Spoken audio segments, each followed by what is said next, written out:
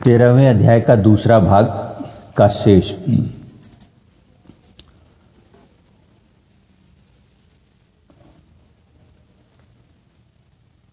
यह क्षेत्र और क्षेत्रज्ञ का तत्व ऋषियों द्वारा बहुत प्रकार से कहा गया है, अर्थात समझाया गया है,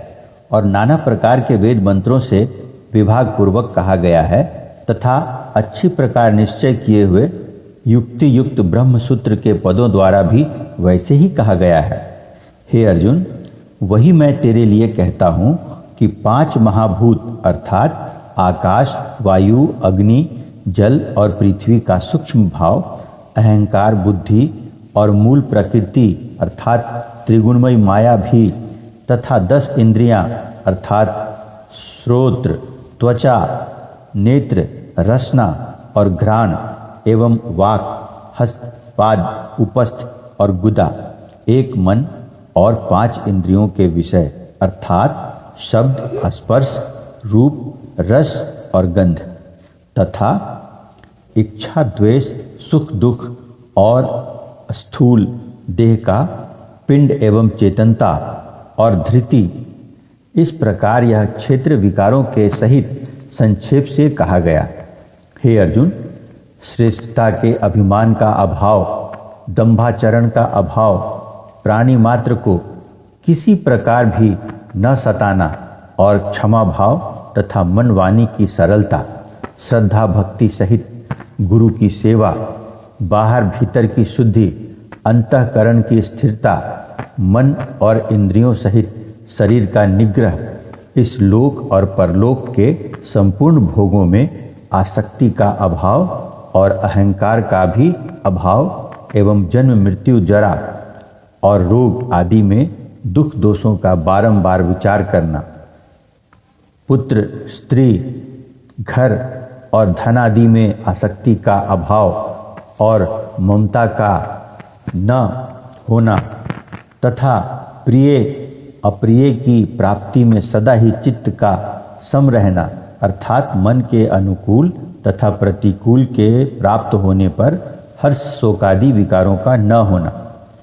मुझ परमेश्वर में एक ही भाव से स्थित रूप ध्यान योग के द्वारा अव्यभिचारिणी भक्ति तथा एकांत और शुद्ध देश में रहने का स्वभाव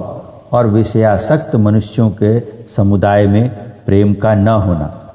तथा आध्यात्म ज्ञान में नित्य यदि और तत्व ज्ञान के अर्थ रूप परमात्मा को सर्वत्र देखना, यह सब तो ज्ञान है और जो इससे विपरीत है वह अज्ञान है, ऐसे कहा है। इसलिए हे अर्जुन, जो जानने के योग्य है तथा जिसको जानकर मनुष्य परमानंद को प्राप्त होता है, उसको अच्छी प्रकार कहूँगा।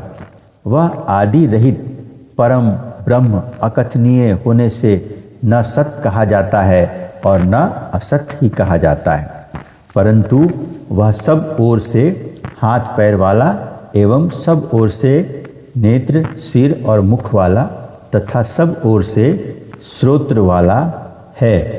क्योंकि वह संसार में सबको व्याप्त करके स्थित है और संपूर्ण इंद्रियों के विषयों को जानने वाला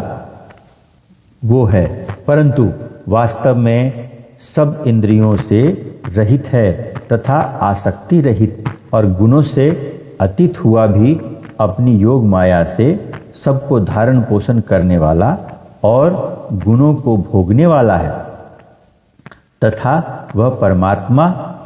चराचर सब भूतों के बाहर भीतर परिपूर्ण है और चर अचर रूप भी वही है, और वह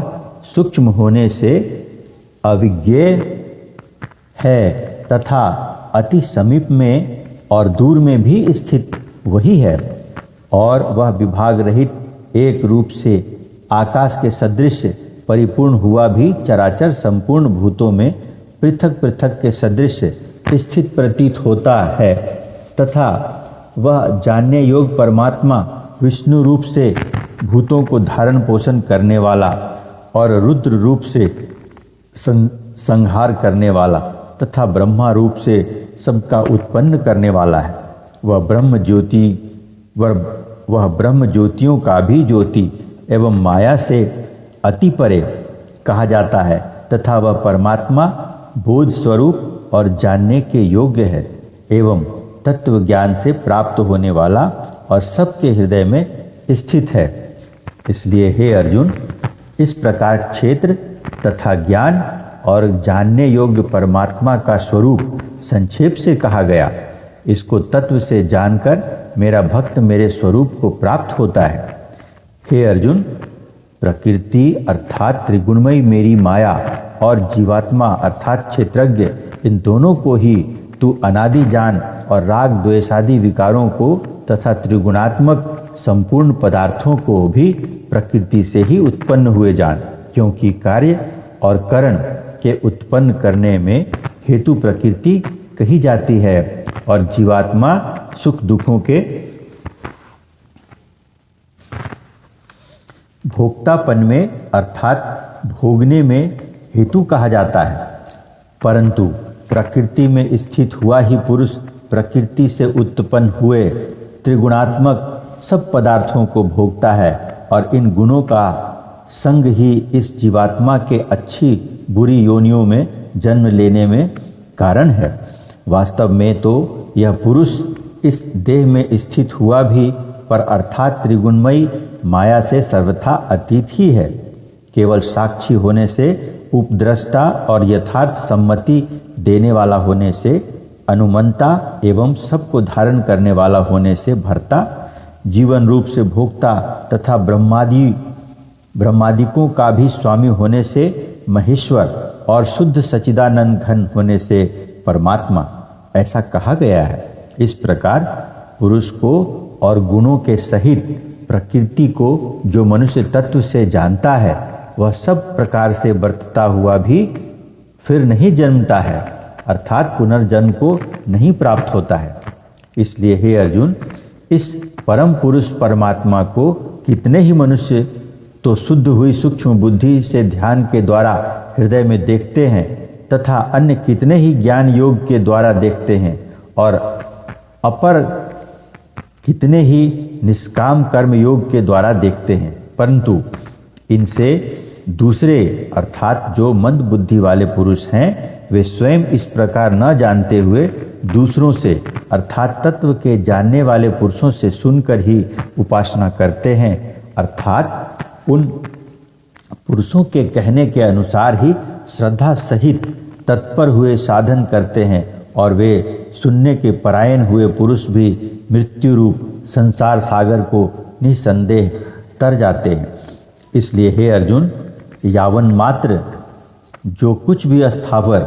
जंगम वस्तु उत्पन्न होती है, उस संपूर्ण को तू क्षेत्र और क्षेत्रज्ञ के संयोग से ही उत्पन्न हुई जान, अर्थात प्रकृति और पुरुष के परस्पर के संबंध से ही संपूर्ण जगत की स्थिति है। वास्तव में तो संपूर्ण जगत नाशवान और क्षण भंगुर होने से अनित्य है।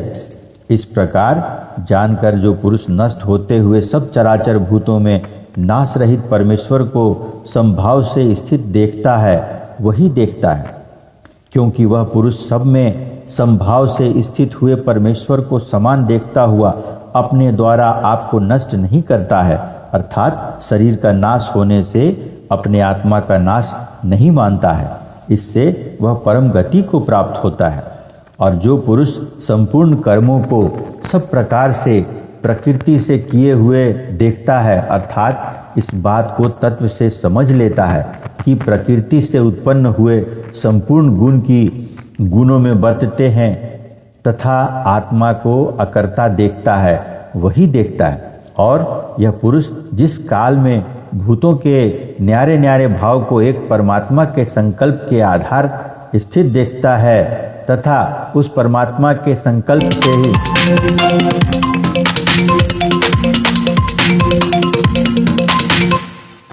होने से और गुणातीत होने से यह अविनाशी परमात्मा शरीर में स्थित हुआ भी वास्तव में न करता है और न लिपायमान होता है। जिस प्रकार सर्वत्र व्याप्त हुआ भी आकाश सूक्ष्म होने के कारण लिपायमान नहीं होता है, वैसे ही सर्वत्र देह में स्थित